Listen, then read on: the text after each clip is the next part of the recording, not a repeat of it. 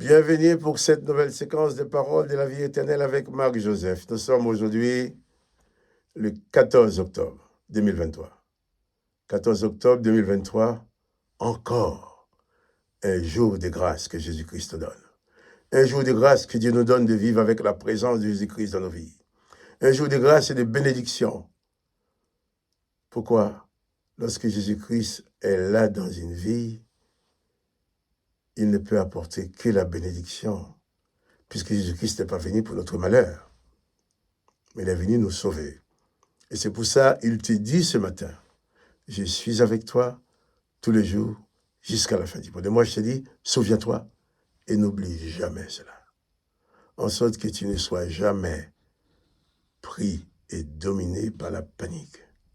Quoi qu'il arrive, Jésus-Christ a pour toi, il a déjà la solution pour te sortir de tes difficultés. Bien entendu, je ne connais pas personnellement, particulièrement tes difficultés, mais ce que je connais personnellement et particulièrement, c'est que Jésus-Christ est avec toi. Il va t'aider à t'en sortir. Donc, rassure-toi. N'aie pas peur. Pas de panique. Pas de déprime face aux événements. Jésus-Christ qui t'accompagne est tout-puissant pour t'en sortir. Je vais lire avec toi encore dans l'évangile de Marc, chapitre 16, verset 15. Hier, nous avons parlé de ses disciples qui n'arrivaient pas à croire. Jésus arrive chez eux,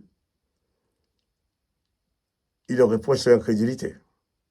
Mais une fois qu'il leur a fait remarquer qu'ils étaient incrédules, eh bien, Jésus leur a confié la mission d'aller de par le monde prêcher la bonne nouvelle. À toute la création, à tout le monde. Pas aux blancs, aux noirs, aux jaunes ou autres, aux agneaux. Non. À toute la création, dit Jésus. Et Jésus va dire ceci, au verset 17. Même plutôt verset 16. Jésus va dire, celui qui croira à la bonne nouvelle, bien sûr, celui qui croira et qui sera baptisé sera sauvé. Mais celui qui ne croira pas sera condamné. C'est fort. Celui qui croira et qui sera baptisé. Ça donne l'occasion de parler un petit peu du baptême. Jésus parle du baptême de celui qui croit, mais pas de celui qui ne croit pas. Pas de celui qui ne peut pas croire. D'où la raison pour laquelle Jésus ne nous laisse pas le droit de baptiser des enfants, des bébés, qui ne comprennent rien, qui ne sont pas en mesure de comprendre, qui ne sont pas en mesure de s'engager. Qu'on amène ces bébés au temple pour que les frères et sœurs du temple prient pour ce bébé. C'est bien. On prie, on appelle la bénédiction du Christ sur sa vie. Le bébé, c'est un nouveau-né, c'est une nouvelle personne qui arrive dans ce monde. Eh bien, l'Église l'accueille en prononçant sur lui, le bébé, toutes sortes de bénédictions venant de Dieu. C'est notre mission de bénir. Mais Jésus dit, c'est lui qui croira et qui sera baptisé. Donc il suppose, pour être baptisé, il faut être capable de croire, de comprendre. D'où la nécessité de ne pas baptiser les bébés qui ne peuvent rien comprendre. Si on fait ça, on les piège. Mais qu'on baptise des personnes qui sont en mesure de comprendre et qui même vont demander leur baptême. Ce n'est pas leurs parents. Les bébés, c'est les parents qui demandent pour eux. Mais les adultes qui ont cru en Jésus-Christ, c'est eux qui demandent leur baptême. Il dit, c'est lui qui croira et qui sera baptisé.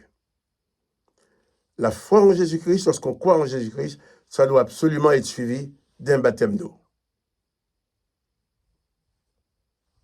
C'est ce que Jésus a fait avec ses disciples.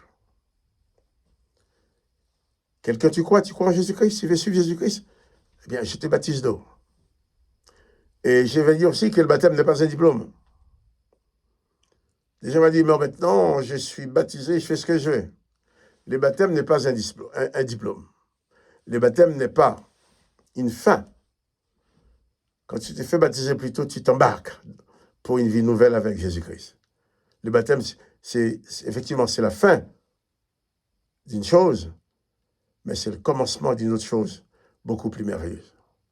Amen. Que le nom de Jésus-Christ soit béni.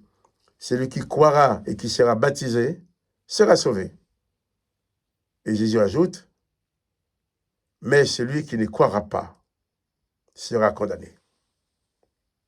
Celui qui ne croira pas en Jésus-Christ sera condamné. Je dirais même, celui qui croira, il est déjà condamné. Pourquoi? Parce que depuis bien longtemps, l'Éternel Dieu a dit qu'il détruira l'homme qu'il a créé. Et depuis tous les jours, nous voyons nos contemporains mourir l'une après l'autre, les unes après les autres. On les enterre. Et après, qu'est-ce qu'on fait? Pour expliquer la mort, on va raconter que c'est parce qu'Adam et Ève avaient péché. Mais c'est pas ce que dit la Bible. La Bible nous dit que Adam et Ève n'avaient pas de connaissance. Ils n'étaient pas en mesure de distinguer le bien du mal. Ils ont mangé ces fruits. Mais comme dans les jardins d'Éden, Adam et Ève n'avaient jamais vécu un jour de grâce. Oui. Si la grâce avait été présente dans le jardin d'Éden, eh bien, Ève n'aurait pas été condamnée et toutes les races de la terre n'auront pas été condamnées non plus. Mais seulement parce que la grâce n'était pas là. La grâce n'était pas présente. Alors, quand la grâce n'est pas là, eh bien, on a du mal à rester calme quand il y a des bonnes raisons d'avoir peur. N'ayez pas peur, ce n'est pas fuir les raisons qui font peur. C'est que dans la peur te trouve, mais tu restes serein, tu gardes tes moyens. Tu ne te soumets pas à la peur. Que le nom de Jésus-Christ soit béni.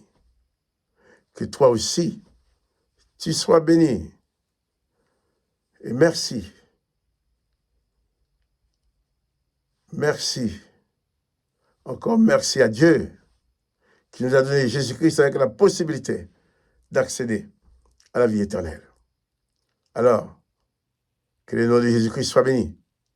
Que toi aussi, tu sois béni. Je te demande de ne pas oublier de mettre le petit coup de pouce pour dire que tu aimes la vidéo. Mais évidemment, si tu l'aimes seulement. Si tu n'aimes pas, tu ne mets pas. Jésus-Christ dit, il est avec toi tous les jours jusqu'à la fin du monde. Je le crois. Je le vis. Que son Seigneur soit béni.